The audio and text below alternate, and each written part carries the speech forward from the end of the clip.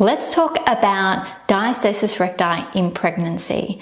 I have a full series of 5 stretches that are great to do to help to lengthen through the obliques, particularly to help lessen diastasis in pregnancy. I'll link that below, so check that one out. Hi, I'm Karen, the founder of PregActive. If you like this video, give it a thumbs up, hit subscribe to the PregActive YouTube channel, and of course, drop any questions you have in the comments below.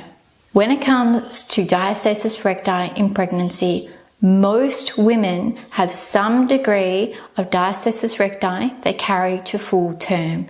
It is so common, it is normal, but it's something that if there is a lot of tightness, particularly in the obliques or the rectus muscles, that can then worsen because the stretch comes through to the linea alba. So there is this connective tissue that's connecting the muscle beds of the rectus abdominis muscles. So if there is no give there, then that's where the linea alba has to do all the stretch, and that becomes then thin, and that is where that disconnection and that coning can happen.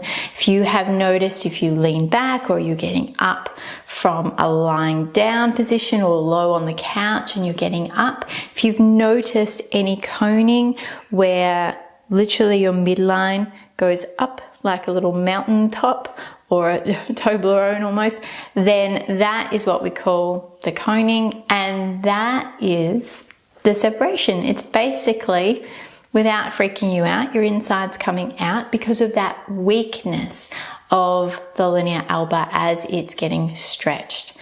So doing these stretches that I talked about to help reduce that pull is really important. And then also in any exercise move that you do, engaging through your core. This is where we talk about intra-abdominal pressure and regulating that intra-abdominal pressure.